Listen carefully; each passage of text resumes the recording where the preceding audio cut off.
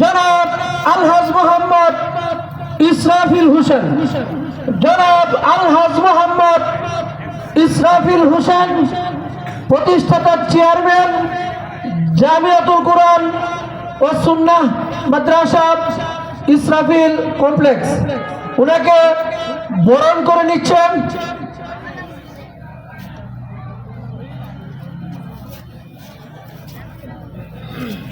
বরণ করে নেবে অত্র মাদ্রাসার প্রতিষ্ঠাতা জনাব মাস্টার মোহাম্মদ মুস্তফা শেখ। জনাব মাস্টার মোহাম্মদ মুস্তফা শেখ প্রধান অতিথিকে বরণ করে নিচ্ছে। ফুলের তোড়া দিয়ে বরণ করে নিচ্ছে আজকের মাহফিলের সম্মানিত প্রধান অতিথিকে। এই পর্যায়ে সংক্ষিপ্ত আকারে দু একটি কথা বলবেন আজকের মাহফিলের সম্মানিত প্রধান অতিথি, বিশিষ্ট দানবীর ও সমাজসেবক শিক্ষানুরাগী জনাব মোহাম্মদ ইসরাফিল হোসেন।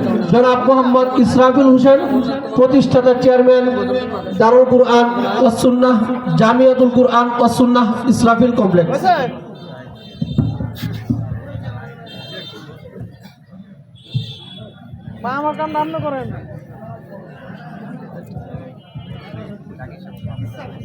আসসালামু আলাইকুম রহমতুল্লাহি ওয়া বারাকাতুহু। আপনারা সবাই ভালো আছেন? এখানে তো বক্তব্য দেওয়ার কোনো কিছু নাই, যেহেতু একটা ইসলামিক ওয়াজ মাহফিল একটা মাদ্রাসার উদ্যোগে আমরা সবাই এখানে আসছি ওয়াজ শোনার জন্য। ওয়াজ শুনতে ভালো লাগে। আমাদের সবার উচিত এরকম ইসলামিক মাহফিলে এসে মাহফিল শোনার, আমরা যেন বেশি বেশি ওয়াজ মাহফিল করাতে পারি এবং করতে পারি, সেই তৌফিক যেন আমাদেরকে দেন।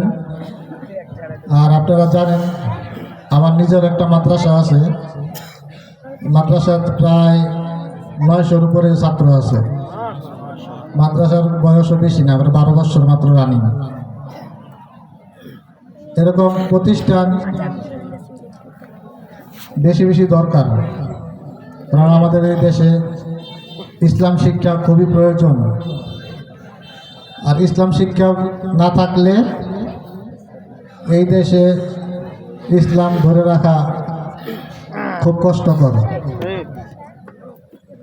আপনারা জানেন বিগত দিনগুলোয়, বিগত বছরে বিভিন্ন জায়গায় ওয়াজ মাহফিল করতে পারতো না অনেকে।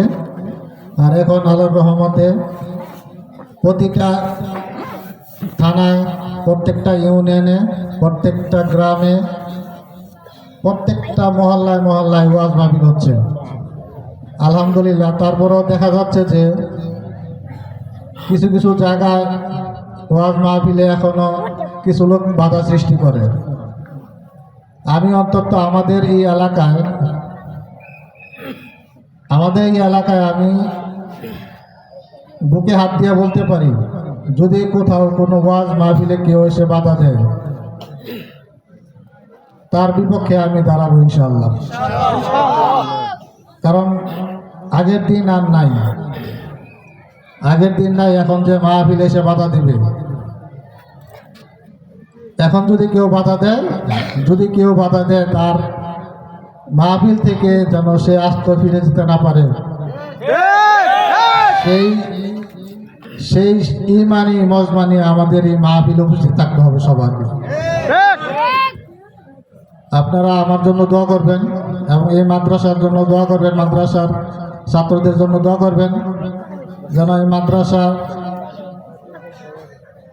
আয় উন্নতি হয়। এবং এই মাদ্রাসার সৌন্দর্য হলো মাদ্রাসার ছাত্র। আপনারা আশেপাশে যারা আছেন আপনাদের সন্তানকে মাদ্রাসায় দিবেন, মাদ্রাসায় পড়ালেখা করাতে দিবেন।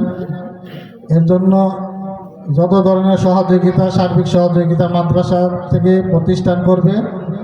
এবং আমি আমার এই এলাকার মাদ্রাসা হিসেবে এবং আমি এলাকার ছেলে হিসাবে এই মাদ্রাসার সার্বিক সহযোগিতা করব, যেন করতে পারি সেই সহযোগিতা আপনার কাছে চাই, আপনাদের দোয়া চাই।